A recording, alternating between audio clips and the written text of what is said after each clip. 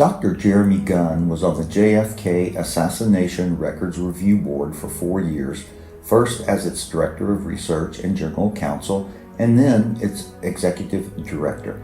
This is a lengthy lecture he gave on the board's findings regarding the Warren Commission, the flawed autopsy, the Zapruder film, the so-called magic bullet, the CIA role, Oswald, Ruby, and many other intriguing aspects of the assassination and subsequent review, to include an audience question and answer period.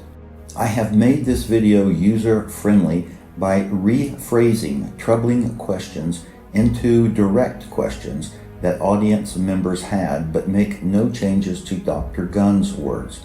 As most of you know, the ARRB collected evidence starting in 1992, then produced its final report in 1998. And now, Dr. Gunn. The assassination itself is a very complicated story, whether it is the autopsy that took place in Bethesda Naval Hospital just outside of Washington, whether it is the trip that Lee Harvey Oswald took to Mexico City about 7 weeks before the assassination, where he went inside the Cuban embassy, inside the Soviet embassy. Those two embassies were under extremely heavy surveillance by the CIA. So there we have this person, this lone nut, who goes right through the heart of American intelligence 7 weeks before the assassination. One of the people he meets with in the Soviet embassy is a person named Kostakov, who was the director of Department 13 for the KGB in the Western Hemisphere. That's the department of the KGB that handles assassinations. So there's Lee Harvey Oswald meeting with the head of assassinations of the KGB in Mexico City 7 weeks before the assassination, under the surveillance of the Central Intelligence Agency. There are a lot of other aspects of the story. If we were to go into any single one of them, then we would have to leave the others.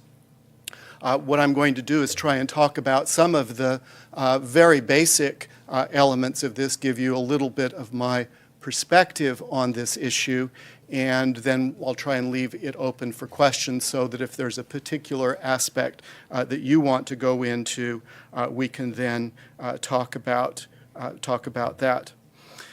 Of course, the big question in the Kennedy assassination is who shot President Kennedy? I think I've been asked that question, well, I don't know how many times, but that is always the question that I am asked after it's learned that I had some involvement in the government inquiry between 1994 and 1998.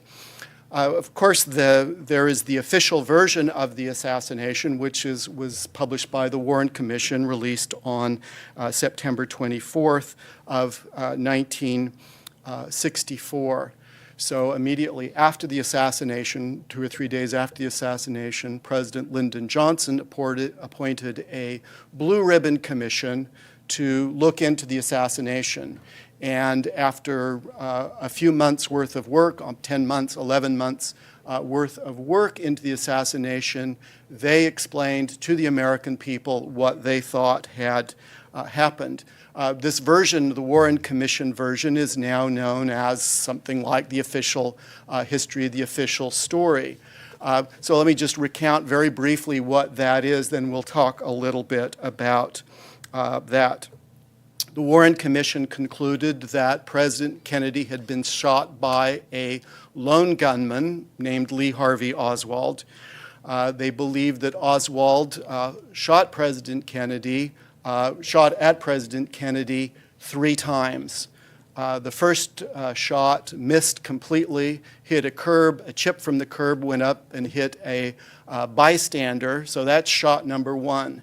Shot number 2 is the one that's was referred to as the magic bullet version, and according to the Warren Commission, the second shot by Lee Harvey Oswald entered Kennedy's, I don't know whether to say back or neck, be third thoracic vertebrae, The Warren Commission describes it as the neck. That's not a medical term. Back is not a medical term. Third thoracic vertebrae is a medical term, but this became one of the controversial issues. Is Kennedy shot in the neck, or is he shot in the back? So according to the Warren Commission, the first bullet entered the back of the neck, exited from the throat, went into the back of Governor John Connally, sitting in front of President Kennedy, goes in his back, breaks a rib, comes out an inch below his right nipple, then goes into his right wrist, exits through his right wrist, and is lodged in his left thigh. That would make penetrating skin 7 different times, transiting Kennedy's body, Connally's body, twice through Connally's body. And for the Commission's version of this, there is a bullet that performed all of this, which is cynically called the magic bullet. It's I guess more technical is Commission Exhibit 399 by the Warren Commission. It is very slightly indented, but it is believed by the Warren Commission that this one bullet did all of this damage. Incidentally, the FBI tried to replicate this by shooting the very same rifle, same type of ammunition through a goat carcass, through a human cadaver, and in every time the bullet was completely fragmented. And so we have this one bullet, again, the magic bullet, and we could raise the question, even if one bullet could do all this damage, is that bullet in fact the one that is Commission Exhibit 399? When the Warren Commission tried to shoot another bullet in addition to the goat carcass and a human cadaver, the only 2 bullets they could get that would resemble the damage to Commission Exhibit 399 was shot into water and cotton. In other words, the bullet was not consistent with something that would have gone through human flesh. But that then is the linchpin of the Warren Commission story. The third shot in Dealey Plaza was one that, according to the Warren Commission, hit Kennedy in the head and was the fatal wound. So 3 shots. The first one missed. The second 2 shots caused severe damage, but not fatal injuries. And the third shot was the fatal injury.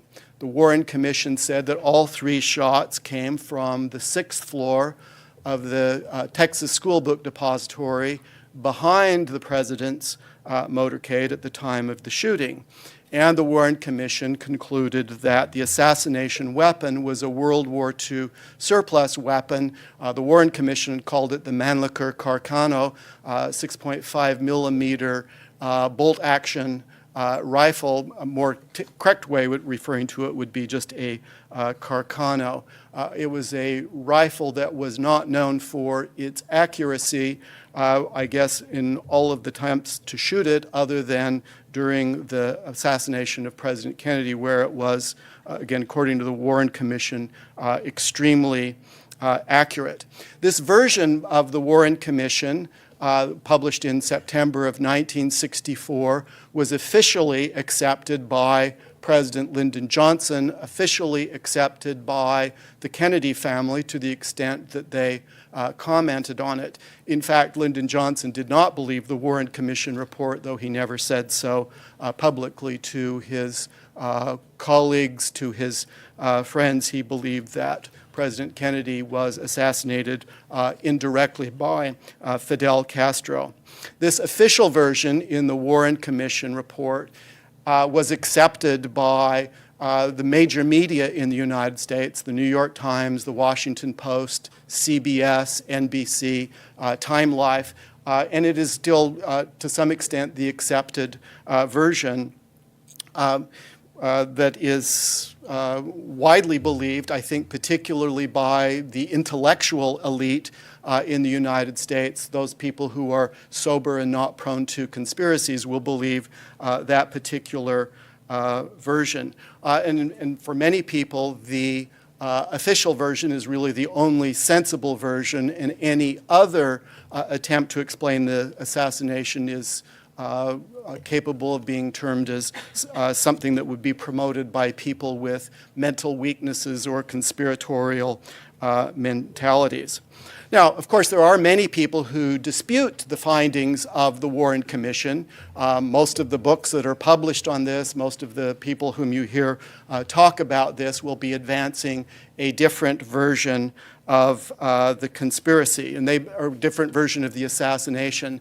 Some people will say that the Warren Commission had serious flaws in its investigation and might stop there. Others will say, no, this is simply a conspiracy to assassinate the president, and the Warren Commission and major media in the United States have attempted to cover that up. Now, we have, in one sense, the principal alternative question, or the question that if we are concerned about what really happened in Dealey Plaza, the big question, it's not the only question, but the big question is, was there a shooter who shot President Kennedy from the front? So this is associated with the grassy knoll and a picket fence behind the grassy knoll. So was there a shooter there? And of course, if there was a shooter there, whether that shooter was successful or not, there was a conspiracy to assassinate the president.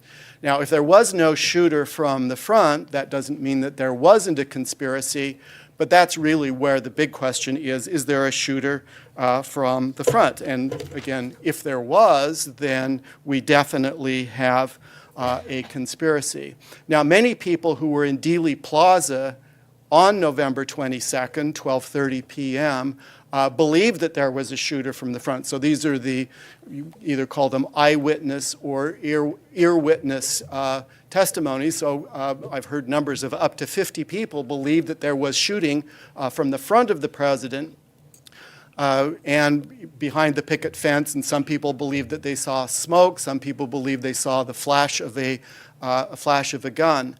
That story is, whether that is true or not, is to some extent difficult to know based upon the testimony of witnesses. There are echoes in Dealey Plaza. It would be difficult to know from which direction shots came. So people might well have thought that. That doesn't mean that it's true. But there certainly were witnesses in Dealey Plaza who believed that President Kennedy had been shot from the front. It's not only the witnesses in Dealey Plaza who thought Kennedy had been shot from the front, but the doctors who treated President Kennedy at Parkland Memorial Hospital believed initially, and let me underscore initially, many of them changed their point of view afterwards, they initially believed that Kennedy had been shot from the front, and that there were two signs of shooting from the front. One of them was a bullet wound that they believed to be an entrance wound in the front of the neck, near the Adam's apple. So doctors treating President Kennedy at Parkland Hospital believed that there was an entry wound in the throat.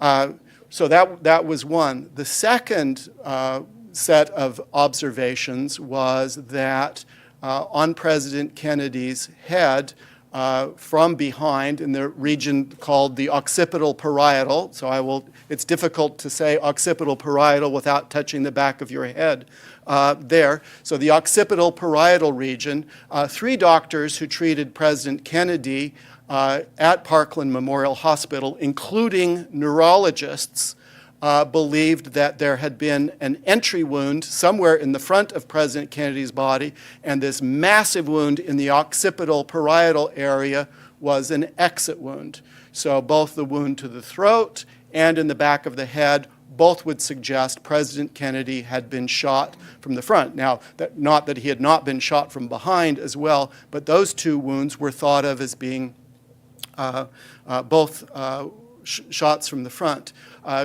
if you are one of those happy people who do not know that for bullet wounds, typically it is a small entry wound and a large exit wound. So if you were living in happy ignorance before I said that, you are now living with the rest of us. So a large exit wound in the occipital parietal area consistent with a shot from behind.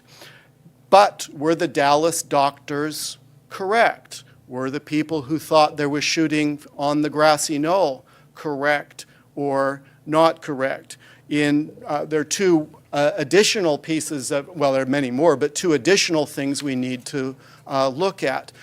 First, just as eyewitnesses are not entirely reliable witnesses, they can think that they saw something and didn't. I personally have some memories of things that I thought that I saw or observed that I later learned I could not possibly have seen them, though I still have the memory. I mean, people can be mistaken in eyewitness testimony. And the doctors who treat people in emergency situations, their job is not to determine what's the entry wound or the exit wound or the cause of death. Their job is to keep the patient alive and to try to cure the patient or at least keep the patient alive. So their job is not to determine this, and some studies that I read years ago would say that treating physicians are often very incorrect in their original explanations of what happened. Not that they're bad, not that they're involved in a conspiracy or cover-up, but just that's not their job. So we can ask the question, were the Parkland doctors correct in their initial impression, and were the witnesses in Dealey Plaza who thought there was shooting from the front, were they correct? Well, the two best pieces of evidence that we have, in my opinion, for the Kennedy assassination on this question is the autopsy that was performed at Bethesda Naval Hospital. That was the job of the forensic pathologists, or at least we'll say the pathologists. The job of the pathologist is to determine what was the cause of death, what is the entry wound and the exit wound. And the other, this remarkable film that we have, the Zapruder film, that filmed the exact moment when President Kennedy was shot in the head and the fatal wound. I think that we can say, as of, we see this in frame 313, we see the massive head wound to the president.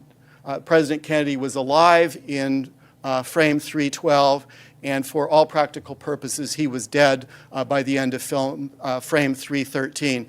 Some of his bodily organs may have continued to function, but he was, for practical purposes, dead. So we have a film that shows exactly the moment of death. So the autopsy report by the doctors in Bethesda and the Zapruder film should help explain were the doctors and were the observers in Dealey Plaza correct or not. Abe Zapruder was just filming a home movie, 8mm, very small little frame, so it's a tiny camera. So he films this. The following day, so he films it on November 22nd. The following day, he sells the film, the original film, to Life magazine for $150,000. And so the entity that came into possession of the film by the morning of November 23rd was Life magazine.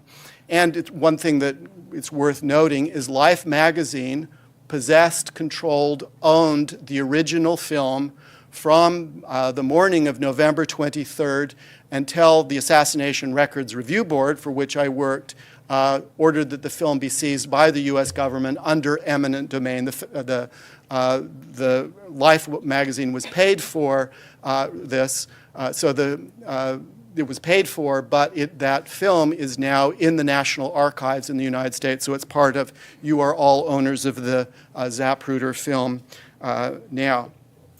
The film itself Life magazine published in December of 1963 some of the frames from the Zapruder film. They did not include the famous film or frame 313 that showed the wound, believing that it was too grotesque to be seen by the public.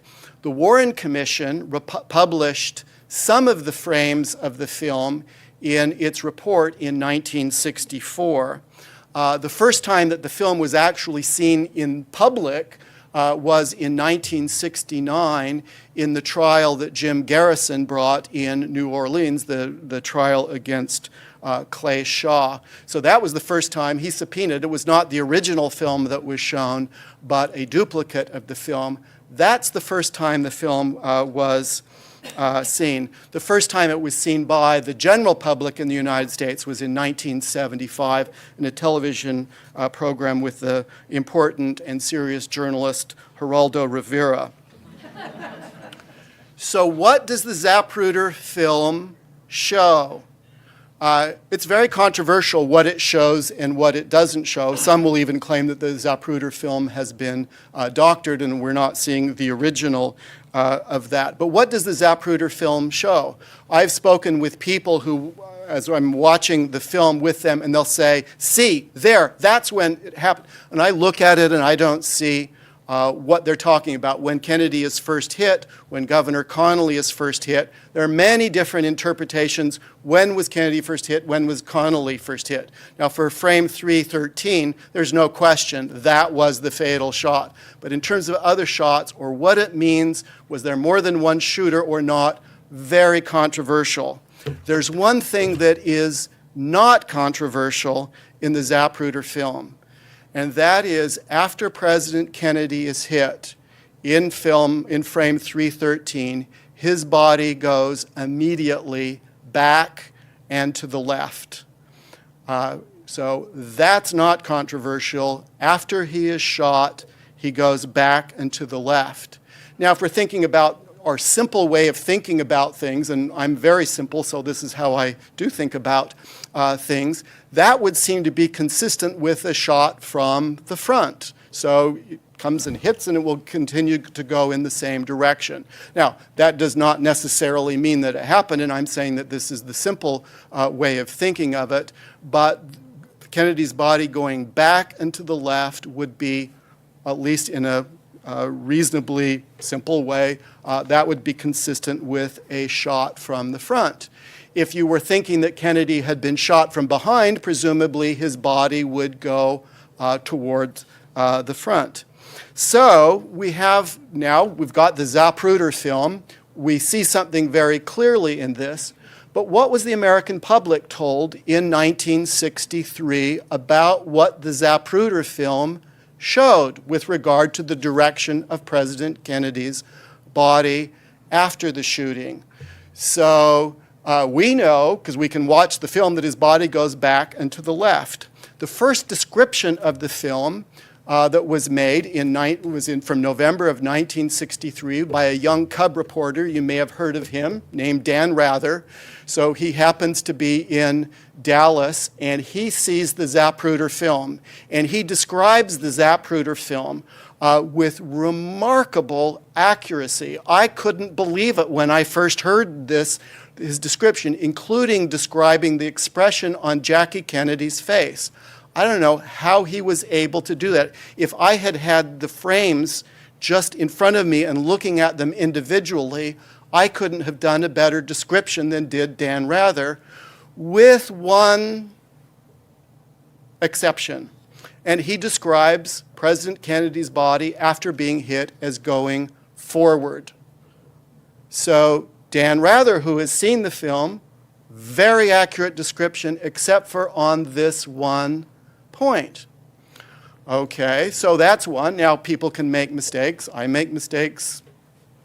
I assume some of you make mistakes, so maybe Dan Rather made a mistake, got some things right and some things incorrect. Here's one I have a little bit more difficulty accounting for. Remember, Life magazine owns the original Zapruder film.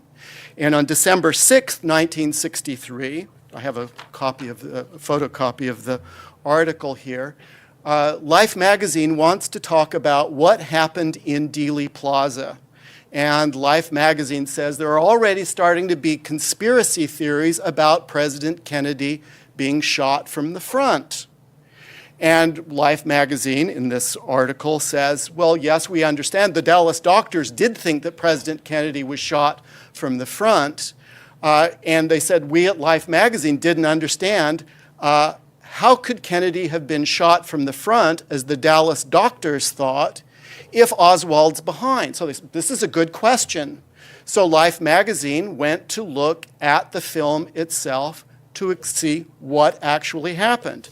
And so from Life magazine, remember, they have the original film. The American public does not have it. It says, it has been hard to understand how the bullet could enter the front of his throat if Oswald is behind. Hence the recurring guess that there was a second sniper somewhere else. That is the grassy knoll behind the picket fence. But the 8mm film shows the president turning his body far around to the right as he waves to someone in the crowd. His throat is exposed toward the sniper's nest just before he clutches it. So we, Life magazine, we have the only original record of the assassination. President Kennedy turned around, and when he turned around, that's when he was shot. So if you read Life magazine, if you believe that reporters are telling the truth, that they have observed this record, which they have, I think that makes sense. Well, in 1969, when the film was first able to be seen by the public, this is again in the Garrison trial, it turns out President Kennedy never turned around to look behind. So how do you account for this now? Dan Rather, very accurate description, except for this one thing on the question of which direction the shot comes from. Life magazine has the film. They understand the issue exactly. Was Kennedy shot from the front? And they either make an extraordinarily stupid mistake or they lie about this so the American public knows.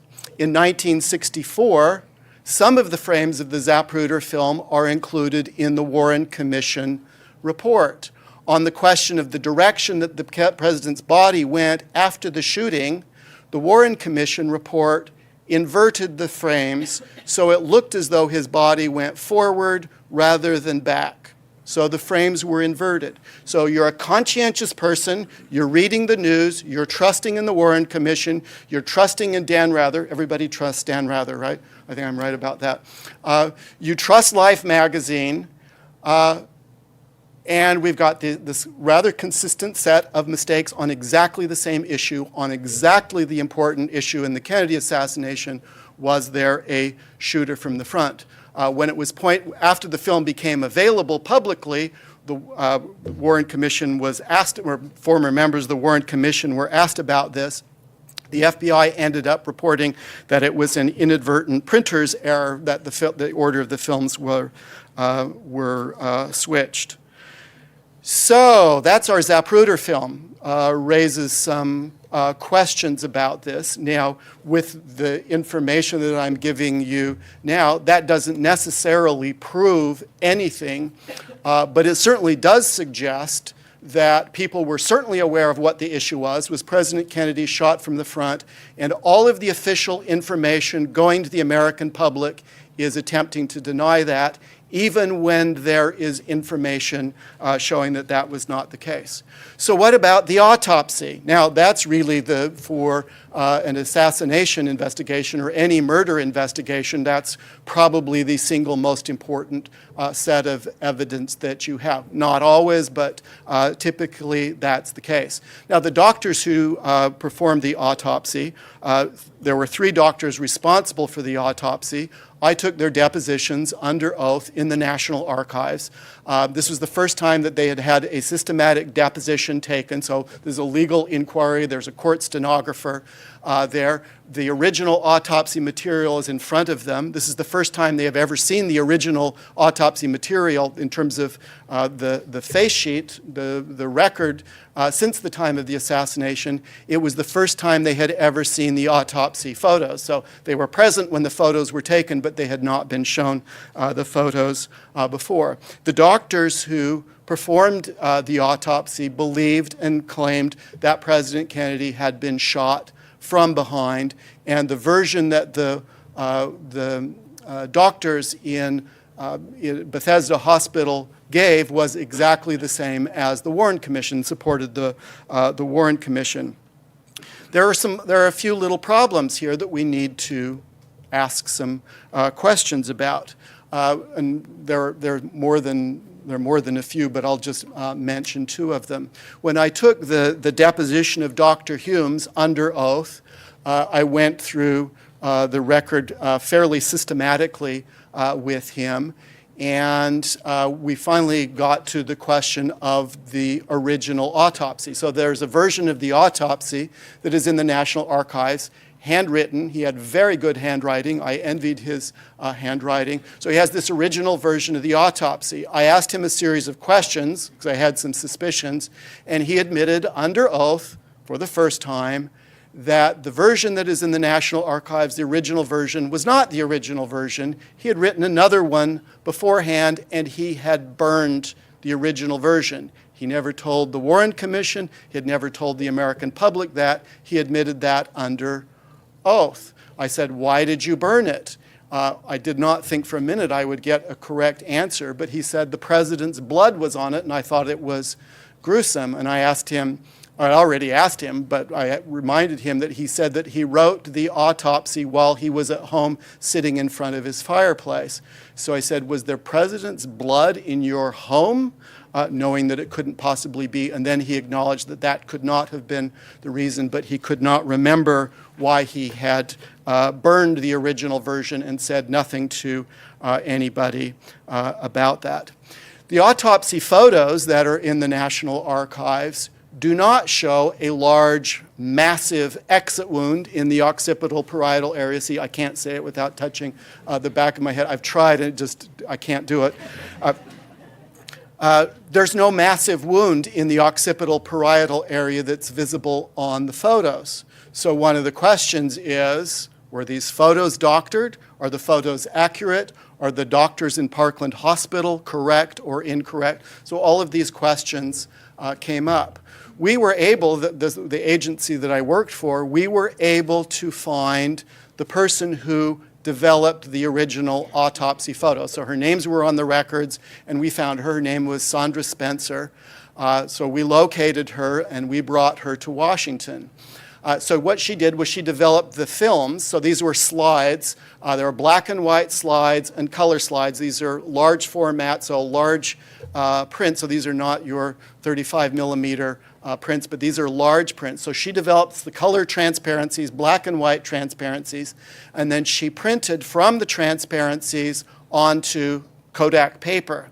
I asked her if she had any prints that she had made at the same time that she developed the autopsy photos and printed the autopsy photos, and she said yes, because she did the developing work for the White House, and she had pictures of President Kennedy that had been taken a couple of days earlier that she kept as a souvenir. So I said, bring those with you, because in theory, the paper that is in the National Archives that the photographs are printed on should be exactly the same as what she had.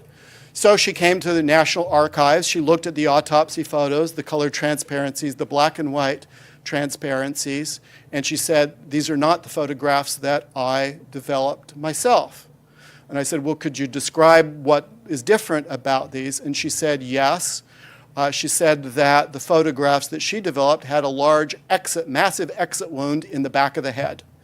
So what she said she developed was exactly the same as what the doctors in Parkland Hospital had seen, consistent once again with a shot from the front, not from behind.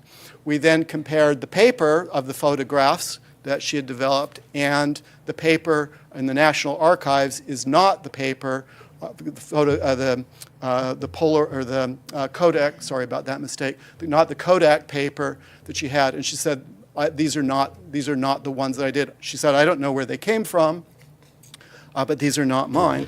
So I asked her if she had had any experience with autopsies before. I thought presumably she had not, and she may not know what she's been seeing. We wanted to do comprehensive, not jump to conclusions. And so I was expecting her to say no, she'd done photographs of President Kennedy, but not autopsy. And she said, oh yes, before I went to work at the Naval Lab in Anacostia, I was an autopsy photographer myself. And so she was very familiar with that. So we have a few questions there. Now, none of this says that we know what the answers to those questions are, but we do have some questions with this. The agency that I worked for, the Assassination Records Review Board, was created by federal statute in 1992.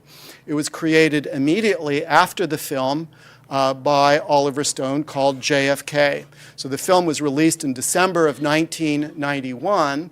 The very last scene on the film is saying, I don't remember what the numbers were, but there are several thousand or tens of thousands of U.S. government records that are in the National Archives and in the agencies that have not been released to the public.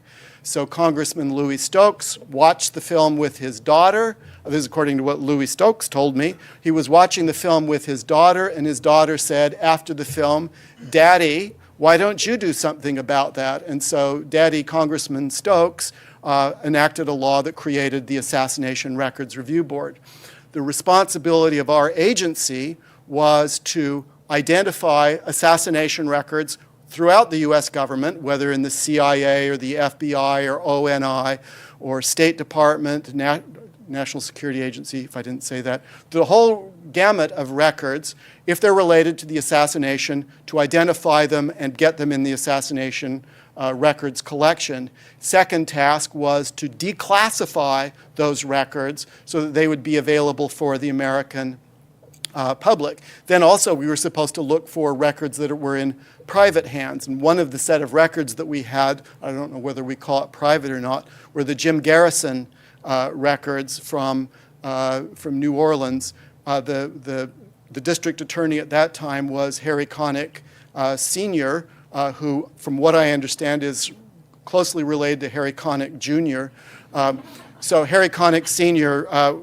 First said that he would give us the records, then he changed his mind, then we started a lawsuit, and he ended up giving us the records. So we did get some records that were not federal government records, and we went through a massive process of declassifying those records. Those records are now available at the National Archives, and a lot of them are available online now, so you can see them yourselves. What we attempted to do was to declassify them to the greatest extent possible. Some things are still classified, but we had sort of a scale that if it was information immediately and directly related to the assassination of President Kennedy, that those records would be released in full in their entirety. Now, there was no such record, but if there had been a CIA officer who was implicated in the assassination, that name would have been released. There were people whose names in the record had very little to do with the assassination itself. Sometimes we'd have records such as a presidential briefing where topics from the entire gamut of what the president is briefed on are included in the record, but only one paragraph is on the assassination. We also had records where some things were rather unimportant, and what we did was to say that the postponement of the release of these records will continue until the year 2017, which I thought, well, that's going to be a long time from now. That's after we're all dead. Now it's coming up. I was asked when I was interviewed last week, will I be very interested in seeing these last records and what they show about the Kennedy assassination? So now we'll finally get it in 2017. I said, I've already seen those records. There isn't anything in there that I can identify. So in some ways, the story of what is available in federal government records is for all practical purposes revealed. There are some records that we've learned about subsequently parts of the story that we didn't know, that there are still efforts to try to release them. I'm not expecting that there will be anything that will help answer the question of what really happened in Dealey Plaza. So I'm expecting we will continue to learn additional things in the future, but I'm not expecting any major revelations. And in terms of what I saw, don't wait till 2017 to learn the truth. It's not going to be there. Let me just say a couple of things, and then we can open this for questions. And again, there are several different aspects of this story that I would like to talk about, but again, we don't have time. When it comes to the conspiracy theory, there are several different conspiracy theories that are out there. Let me just identify them for you. There is the U.S. government involvement, and this could be the CIA, the FBI, military intelligence, and many will say LBJ was involved in this. And these can be conspiracies involving the U.S. government. That can be the rogue elements in CIA are responsible for this, or this is a deliberate decision of U.S. agencies. From all of the records that I have seen, and when I started, I wanted to find the smoking gun. I wanted to find this. I wanted to solve the assassination. So I was ready to solve this. From what I've seen in the records, there is no direct evidence of any U.S. government prior knowledge of the assassination. There's no record of any element of the direct evidence of any element of the U.S. government being involved. Now, of course, theoretically, that you might be involved in doing this and you don't leave any records to show that. So the absence of records does not mean the absence of reality, but there isn't any evidence that I've seen that would support that, and I'm quite suspicious of theories that will go in that direction. And those are major parts of the theory. A second one is the mafia was involved in this. And the mafia story is a complicated story. The Attorney General of the United States, Bobby Kennedy, was actively going after the mafia. The mafia, of course, we think does not have scruples about, well, we don't want to shoot somebody. So the mafia might well have been involved. And there are stories, circumstantial evidence that can implicate directly or indirectly Johnny Rosselli, Sam Giancana, Carlos Marcello. And we also need to remember the person who shot Lee Harvey Oswald was Jack Ruby. The attempt is made to say Jack Ruby is part of the mafia. Well, that's sort of stretching things. It's true he ran a strip club, and it's true that strip clubs were largely operated by the mafia, but that hardly makes Jack Ruby a major mafia figure. But certainly there are mob ties. Third story, and each of these has many different subplots to them as well. But the third one is anti-Castro Cubans. And the people who wanted to get rid of Castro, who believed that Kennedy had been insufficiently focused on getting rid of Castro. I guess if they had only known, they would have known that there was, in fact, an Operation Mongoose, being run by Bobby Kennedy to assassinate Castro, and that many attempts had been made to assassinate Castro. That was not widely known by the American public. This is where Lyndon Johnson thought this happened. Well, not the anti-Castro Cubans, but that Cuba had been involved. Not only the anti-Castro Cubans, but a separate theory is the pro-Castro Cubans, and this is the one that Lyndon Johnson believed in. So Johnson said in his very polite Texas accent, Kennedy was running a goddamn murder inc. down in Cuba. Kennedy tried to kill Castro, but Castro got Kennedy first. That seems to have been the opinion of Lyndon Johnson. So it was Castro behind the assassination. Johnson was extremely concerned that many Americans would believe what he believed personally, that Castro was behind this directly or indirectly, and that if Americans believed Castro was responsible, that might lead toward a United States invasion to overthrow Castro. So Johnson wanted to suppress that, and he attempted to convince members of the Warren Commission to join because of exactly that concern. So Johnson's concern there was not getting to the truth. The concern was getting that issue dealt with. The last assassination conspiracy theory is the right-wing extremists, one including Joseph Miltier, and then some associated with Dallas. Some people will say that the Warren Commission is involved in this conspiracy. Some people will say the Warren Commission simply was incompetent. One of the conclusions that I reach, and this is where I will end, is although I do not myself believe that the Warren Commission was consciously involved in an attempt to suppress the truth about the assassination, again, personal point of view, I believe that they did a profound disservice to the American people, that they did not conduct a serious, comprehensive, conscientious investigation of the assassination, which they could have done in 1964 and I couldn't do in 1994. So they did not do it. They created what I think was a prosecutor's brief against Oswald.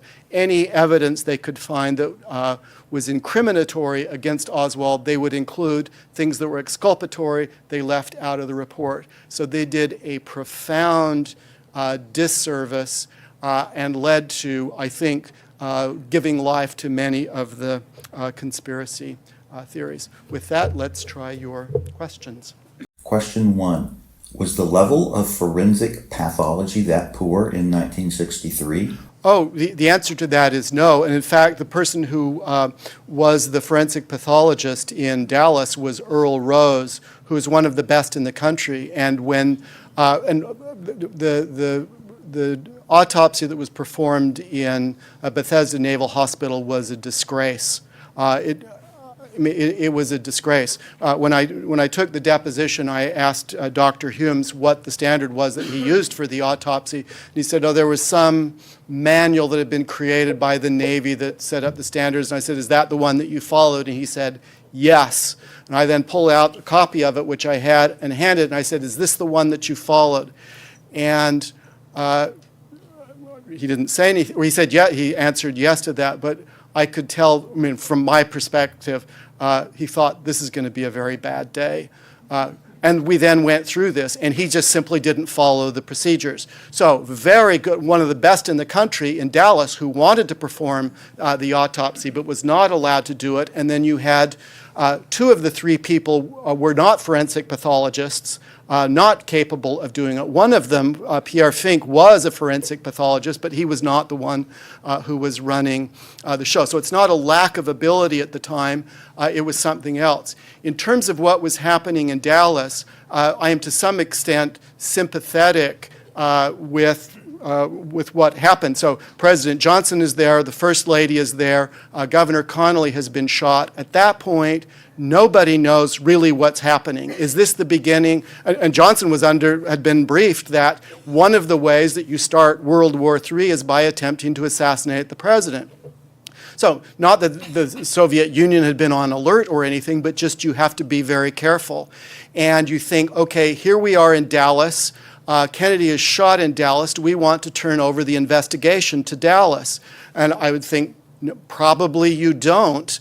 If I had known what the alternative was, I would have said, yes, you want it to be done in Dallas, but the alternative is not known. So it is, we need to get out of Dallas and we need to get in a secure place, both for the new president, for the First Lady, and get the body out of this community. So I think sort of a reasonable decision, and the law has been changed on this. At that time, the federal officials broke the law. Murder of the president was not a federal crime. It was a Texas state crime, and Texas should have investigated, and the body was removed from Texas illegally, but for, I think, probably understandable reasons at the time.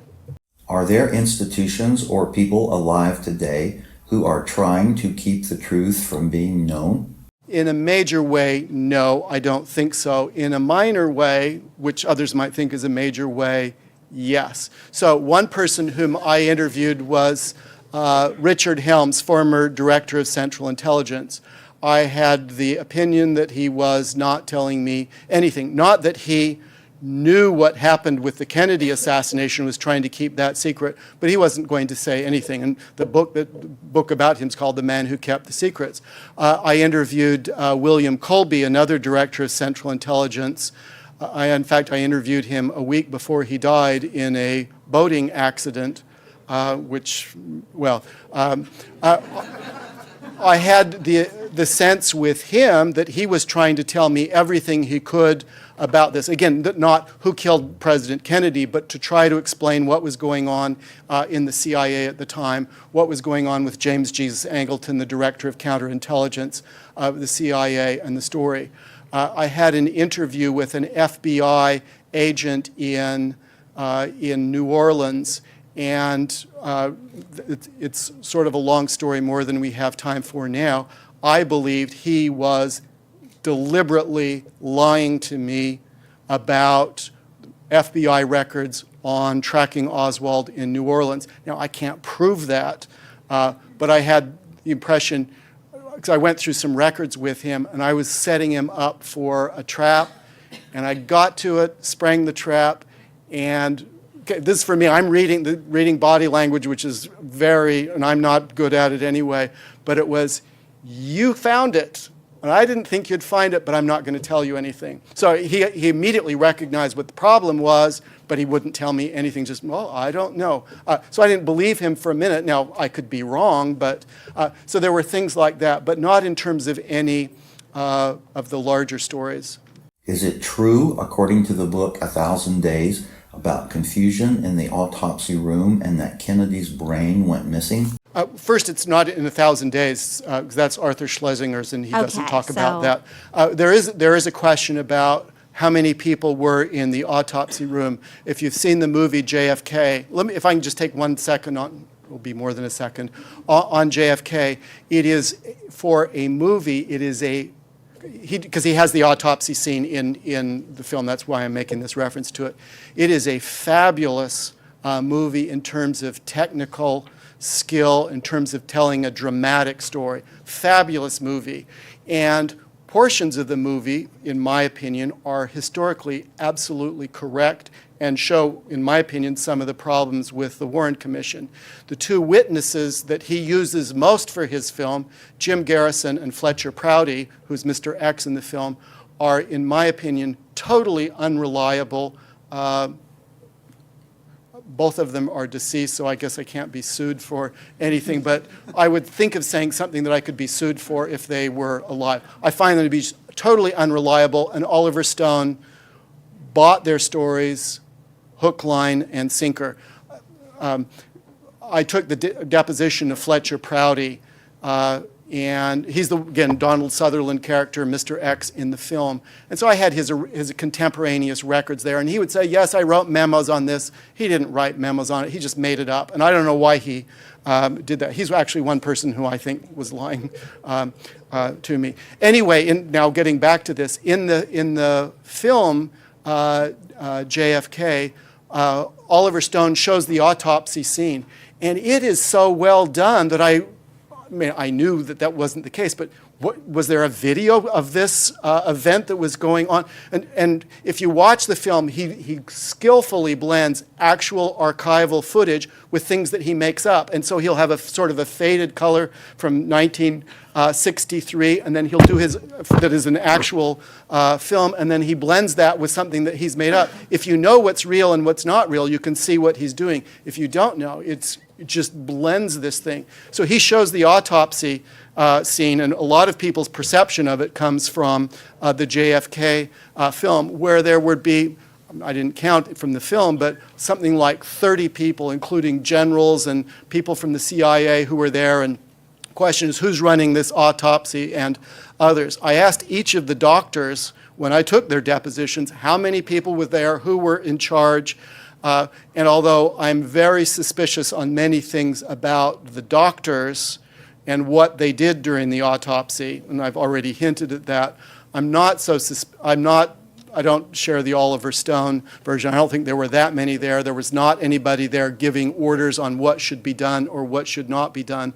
I think the two doctors who were principally running it were simply incompetent. I assume they're great doctors, but they're not forensic pathologists. They couldn't do what they were doing. The Secretary of the Navy was present. Arleigh Burke was there, so he's ultimately their commanding officer. Up on the 17th floor of Bethesda Hospital, Jackie Kennedy is there with the Secretary of Defense, Robert McNamara, and Robert McNamara calls the autopsy room, when is this going to be over? So these two doctors are feeling pressure. Arleigh Burke was President Kennedy's personal physician. I don't know anymore, I'm mixing these up. Whatever he was, that's what he was. I'm not trying to change history. But they were under pressure, get the autopsy finished by commanding officers, but not someone saying do this or don't do that during the autopsy. Does that answer the question? Well, I can tell you what I think happened. The brain is missing. The brain has been missing since at least 1967. One of the, I don't know if we want to go into this, I believe that there is compelling evidence that in fact two separate brain autopsies were taking place. So typically what will happen is after the brain is removed during the time of the autopsy, particularly if it's a gunshot wound to the head, the brain will be taken, put into formalin. It will be allowed to set. I don't know whether this is gruesome or not. And typically, from what I understand, something like 10 days or something. At that point, the brain will be sectioned, cut into slices, where you'd be able to track the trajectory of a bullet. There's pretty good evidence that there was a supplemental autopsy that was performed the day after, or 2 days after the original autopsy, and another set of records that there was a supplemental brain autopsy performed about 10 days later. And his brain could not have done this twice. My own guess is, and this is purely guess, it's not that I dreamed it, but the best explanation that I can see is that Bobby Kennedy told the Bethesda that he wanted his brother's brain to be buried with his brother. And so that my guess is the brain is in fact in the casket in Arlington Cemetery. There's a longer argument, but that's speculation. The only way to know would be as if the body were exhumed and whether the brain is there or not. But it hasn't been seen since that time. Is it true that Kennedy was trying to reconcile with Castro, but McGeorge Bundy and a woman journalist were trying to sabotage the effort? Know a little bit about the background with Kennedy, beginning of overtures. And Kennedy's doing not exactly, but a similar thing in Vietnam, not in terms of reconciling with Ho Chi Minh, I don't mean that, but Kennedy did have a plan to start withdrawing troops December of 1963, though whether he in fact would have done that or not is something like speculation. If you were Fidel Castro in 1963, you certainly would think that Kennedy is trying to kill you. So you might also think it would be nice if we could reconcile so he won't kill me anymore. But that may have been taking place, but it was not changing the immediate situation. And as far as I know, Bobby Kennedy was still trying to kill Castro in 1963. What possible motive did Jack Ruby have for killing Oswald? We didn't really do anything with Jack Ruby, and it was largely for the reason that we couldn't find really anything additional that could be done in terms of collecting and identifying records. So we asked people, what did you think about something, sort of going for eyewitness testimony. Eyewitness testimony being not particularly reliable 30 minutes after the event. 30 years after the event, it's not going to be reliable at all. So we tried to the extent we were interviewing witnesses, it was related to correcting, supplementing the documentary record. So we didn't really do anything with Jack Ruby. In terms of what was he thinking, what was he doing, there are some people who will say the key to the Kennedy assassination is Jack Ruby. And My predecessor on the House Select Committee on Assassinations, the general counsel for that entity, believed that's the key to the assassination. To me, that may be a key to the assassination, but it may be something different. Why he did it, there is speculation about that, whether he knew Oswald or not. There are curious eyewitnesses who said that they had seen them together or not. The story that Jack Ruby gave I find not to be particularly believable, but the stories that people attribute to Jack Ruby I find not to be believable as well. That's not a very helpful answer, but that's all I have. Have you ever seen documents or spoken to anyone who explained whether or not Oswald was debriefed when he returned from his defection to Russia? No, we pursued that particular issue.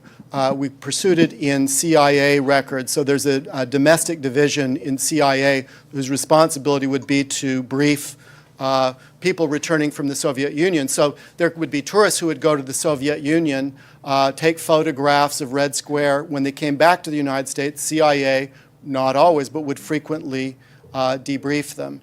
We were not able to find any record that the CIA had done that, which I find to be difficult to believe. In June of 1962, when Oswald returned, one of the headlines in American papers at that time was 2 recent defectors from the National Security Agency to the Soviet Union. So Congress was holding hearings on defectors from the United States to the Soviet Union, and while Congress is very upset about this issue, a genuine defector to the Soviet Union returns, married to a Russian citizen who's she was an orphan. She lived with her uncle, who was a member, was in Soviet intelligence. So Marina Prusakova certainly had curious connections. Now, she's only 17 years old at the time, so she's not a sophisticated person. I spoke later with Oleg Kalugin, who was actually a KGB spy in the United States in 1963. He later became head of counterintelligence for the KGB later. And I asked him, what's this deal with Marina being able to come back with Oswald? What's going on? And he said that he did not know himself based on looking at records, but he said first time he heard the story, he assumed that she was a Soviet plant. Now, she's 17 years old, so this is not a major spy, but this is a sleeper who will be contacted later by the Soviet Union. He said that was his assumption at the time. Now, if Oleg Kalugin can figure that out, the CIA can figure that out, the FBI can figure that out, that we've got a genuine defector to the Soviet Union, someone who renounced his citizenship, someone who said that he was going to tell the Soviet Union what he had learned while he was in the Marines, and CIA doesn't interview him. By the way, if you don't know, Oswald was a radar operator at Atsugi base in Japan. Atsugi is where U-2 flights flew over the Soviet Union. So there's Oswald, a radar operator, watching planes fly higher and faster than anything that is publicly acknowledged at the time. So he does have he does have some information about this. And he defects to the Soviet Union, says that he's going to say it, and he comes back and he is not interviewed by the CIA by anything we could find. The FBI Dallas office interviewed him, and they said they found Oswald to be very uncooperative. So this defector, Soviet wife, speaks Russian to his wife, uncooperative. What does the FBI do with a genuine defector to the Soviet Union? The FBI closed the file on Oswald. I saw other FBI records where a professor had made a speech saying that we should have better relations with the Soviet Union, and the FBI opened a file on that person making that statement, but closes the one on the defector. It's not explicable. There was one person who did meet with Oswald, and I'm forgetting his name right now, but I know it. It's somewhere back there, who worked for something like, he worked for some kind of entity that dealt with people returning to the United States or people who had newly arrived. And one of the questions, and I'm sorry I'm forgetting his name now, One of the questions, he taught at Sharpsburg, if that helps anybody else remember his name. He was believed, maybe he was a CIA officer who secretly debriefed Oswald. We pursued that particular lead. So he did meet with Oswald when he came back, but we were not able to find any CIA ties to him. So it seems as though CIA did not interview him. Office of Naval Intelligence did not interview him. FBI did, but then closed the file. Were you ever able to find which photographs that the woman developed? No, we pursued this. Here's one of the questions. So there's no massive headwind. We got the original photographs, those that are in the archives, through the good graces of Kodak. We went to Rochester, New York. That was one time I felt very special. I was whisked through all the security and airports and taken on separate vans. I thought I was a VIP. We went on the plane first, and we have FBI agents there who are guarding the autopsy photos. We digitized them. We did not. Kodak did. Blew them up so we could look at these images, and by my non-expert eye, the photographs have not been doctored, retouched. But the question ends up being when those photographs were taken. And two possibilities. One is before the autopsy, which is what all of the official records say, is the photographs were taken before the autopsy began, or after the autopsy, after the body had been reconstructed. So Galler's mortuary reconstructed the body. Observers, and this is in William Manchester, this is the first time I read about it, William Manchester's Death of a President, that said that the body was so well done you could not tell that he had been shot. So very good reconstruction at the mortuary. Were the photos taken afterwards, and so that after this wound is covered up? Knowing that this is a possibility, when I interviewed the doctors, I asked them, was the body cleaned in any way before the photographs were taken? And they all said no. They described it as being very messy, blood, brain tissue, blood, matted. When you look at the photographs of the back of the head, it's all clean and neatly combed.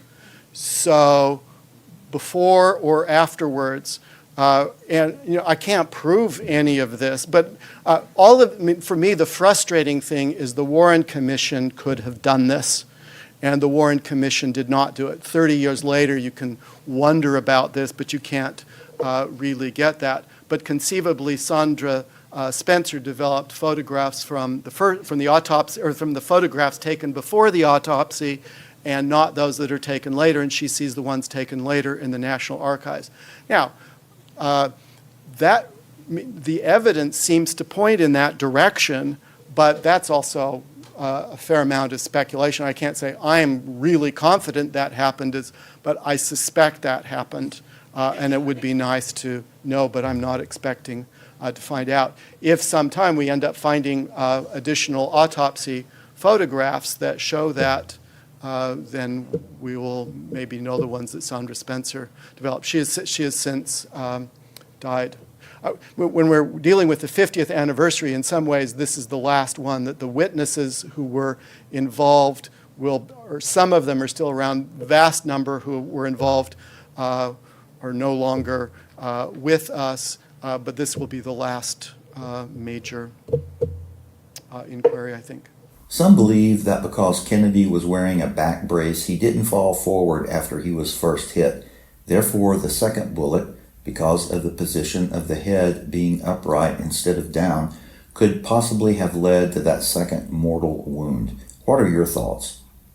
If I'm understanding correctly, first shot, he normally would have crumpled. What you're saying is that he normally would have crumpled, but the body brace is holding him up, and that's what keeps him visible for the second shot. That's entirely possible. That, of course, being a completely separate question from whether the shot to the throat is from the front or from behind, as well as a separate question from the direction the body goes after the headshot, which I don't see a brace would have any effect on that at all, but it may have kept him up. And though when you, and I'm not a doctor, so I can't say, and that may be a perfectly good explanation. When you see President Kennedy, when you first know that he is hit, his arms go up like this, which suggests that his spine is erect, completely separately from the body brace, but I don't know.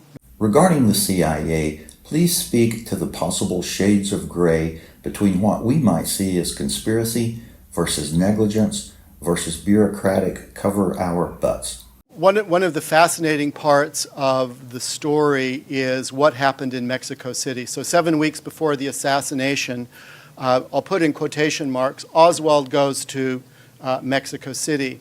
The CIA has staked out both the Cuban and the Soviet embassies, as well as maybe some other embassies there that will just maybe other embassies, but at least those two, because those have been declassified now. And the CIA has both tapped the telephones, not all of the telephones there, and there's sometimes misleading statements about that, but they had tapped some of the telephones to the Cuban and Soviet embassy, not all of them, and they also had photo surveillance. So in theory, anyone going in or out of the embassy would be, someone going into the embassy would be photographed, probably the back of the head. Coming out of the embassy, they would get the photograph from the front of the head, or from the face. So Oswald, I think, went in or out of the Cuban and Soviet embassies 7 times, I think. Don't quote me on that. I think about 7 times. So in theory, the CIA would have 14 photographs of Oswald, 7 of his back and 7 of his front. Or if it's 5, then 10. You get the idea. After the assassination, CIA was aware that there was somebody claiming to be Oswald going to the Soviet and Cuban embassies, and I'll say something else about that. And so CIA was asked to send photograph of Oswald after the assassination. I talked with the woman who sent the photograph. Her name is Ann Goodpasture. She also has passed away since this time, and she said she was very opposed to sending this photograph because she said she didn't know whether it was Oswald or not in the photograph. If you look at the photograph, it looks to me like what I would say a Ukrainian sailor, nothing that looks anything like Oswald. So there should have been, in theory, 14. One of the things I wanted to find out was what was going on with the photo surveillance. So I got all of the original records from photo surveillance to see what is going on. CIA had said, well, it wasn't working during the part of the time that Oswald was there. So I looked at their monthly report, and in October, as I'm recalling, something like October 30th, this is before the assassination, they filed their monthly report with headquarters. They didn't say anything about photo surveillance not working. It was only after the assassination that they said it wasn't working, a story that I found not to be entirely credible.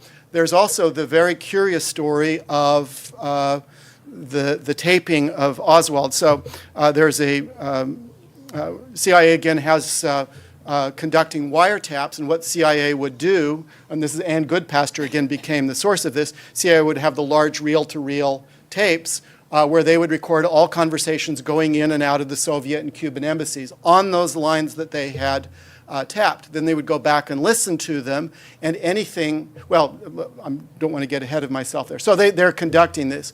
After the assassination, the CIA is asked, please let us hear these tape recordings of Oswald calling the Soviet embassy, and the CIA said those tapes had been routinely erased. So we don't have them. We don't have them. So we don't know if it's Oswald's voice or this person. So we don't have the tapes anymore. Well, on November 23rd, 1963, the day after the assassination, we do have this recording of President Johnson and J. Edgar Hoover, whom Johnson called Edgar. So there's this recording, and Johnson says, what is this business about Oswald in Mexico City? And Hoover says, that's something we don't understand. We have up here the tape, and it's not Oswald's voice. So this tape existed after the assassination, not routinely erased. So I asked Ann Goodpasture about this, what about this tape? And she said, oh yes, the reel-to-reel tapes were erased, but when we found something of operational interest, then we'd make one of those small tapes. And she said she had that tape in her hand. She gave it to the CIA chief of station, Wynne Scott, and he then took it. She didn't know what happened with it after that point. So now think about this. Heavy surveillance of the Soviet and Cuban embassy. A guy goes down there claiming to be Oswald, goes in and out several times. They don't have any photographs of it. They have a tape recording of this person who claims to be Oswald, but then they lose the tape recording, and J. Edgar Hoover says it's not Oswald's voice. All of this suggesting to, I think, any reasonable interpretation, at least the possibility, someone is imitating Oswald in Mexico City, and CIA may not know that somebody's impersonating Oswald. They may not know that, but they have this information. After the assassination, if it turns out you now have this lone nut, this crazy gunman, this Marxist, is going in and out of the Soviet and Cuban embassies under CIA surveillance, and he's including meeting with Kostakov, the head of assassinations, as I mentioned, CIA looks pretty inept that they didn't do something about this, so an attempt to suppress this, not because they were involved in the assassination, but because Oswald went through their security net, which is designed to catch things like this, and they utterly failed to do that. The story is even more involved than that, but you have both photo surveillance and electronic surveillance. Oswald should have been on it. There's no evidence that, in fact, the Lee Harvey Oswald accused of assassinating the president was the person who was picked up by CIA. Why do you think some people changed their story over the years or were hesitant to provide information? Those who would be, whom you might say changed their story, would be the doctors who treated President Kennedy at Parkland Hospital, not the doctors who performed the autopsy, whom I think probably changed the story a little bit, and that has to do with the autopsy notes, but that was something that happened on November 22nd, not something that happened several weeks later. I did ask about this, of whether any of them, whether it's the doctors in Parkland or in Bethesda, had ever been told what to do or what to say, and they all said consistently, nobody ever told me what to say. And I don't personally have any reason to believe that anyone did tell them what to say. So how do we account for some of the doctors changing from saying, we believe Kennedy was shot from the front, to we believe Kennedy was shot from behind? One doctor in Dallas, a neurologist, McClelland, did not change his story, and he was very critical of his fellow doctors who did change their story. And this is, a small community, you're all working at the same hospital, you don't want to say too much about this, but he was very critical of his fellow doctors, and he did keep the story. I don't know what the answer is.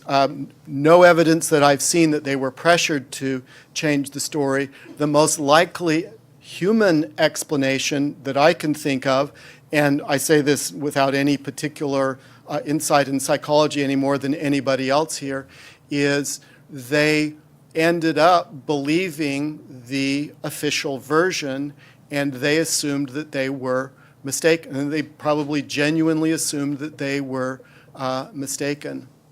That's my guess. But you can all answer the same question yourselves. What is the most compelling evidence on who killed Kennedy? I tried to put that one aside. I didn't succeed. Let me say it this way. I don't know who killed President Kennedy. I think there is if we differentiated between circumstantial evidence, sort of some background, who's in which place at which time, we differentiate between circumstantial evidence and direct evidence, saying, I saw someone pick up the rifle and shoot. If we differentiate between those, there's no direct evidence on anybody for the Kennedy assassination. It's a circumstantial case. And whether you believe that it was Castro or anti-Castro or mafia or CIA, you have to make your case based on circumstantial evidence. And that's not shocking or new or immoral. That's what legal cases often are. When you don't have direct evidence, you have to put the circumstances together and try and find the most plausible explanation. If we actually ask the question, was Oswald guilty beyond a reasonable doubt, assuming that we apply legal standards at the time, suppose that Oswald had lived, the judge had applied evidentiary rules appropriately, that he had instructed the jury, maybe the judge was a she, that's possible. No, Dallas, no. If he made those decisions, instructed the jury correctly, and the jury made a correct decision, not based on emotion but the evidence, I am convinced that Oswald would have been found not guilty beyond a reasonable doubt. To me, there's just no question he is not guilty beyond a reasonable doubt.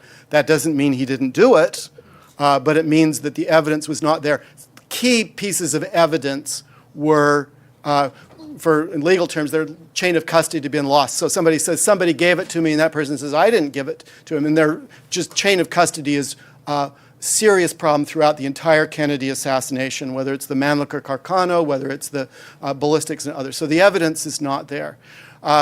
And so you can have a circumstantial case, and there is some inculpatory evidence, some pretty good evidence that Oswald knew something was going on. Immediately after the assassination, he learns the president's killed. He doesn't sit around Dealey Plaza looking and trying to find people. He tries to get out there. He immediately goes home, and he gets a gun.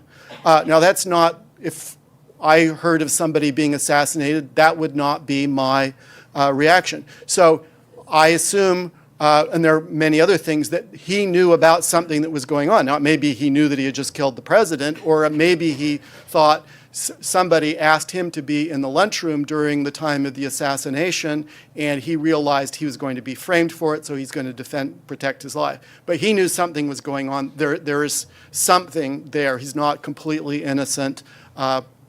That is, completely innocent of knowing something that's going on. I can't see any plausible explanation for that. So even with the circumstantial case, it's not sufficient to convince Oswald. But if you say, against whom else is there a circumstantial case, there isn't anybody for whom you have even a plausible circumstantial case. So you can say, well, CIA, or maybe there's some marksman. You don't have them there in Dallas with people seeing it. So you go from a very a significant amount of evidence in a circumstantial case against Oswald, but not enough to convict him, but nothing against any other person. So, I don't know, 40% Oswald did it, 60% someone else, and who knows who that was, and I can't even name one person with 1% plausibility.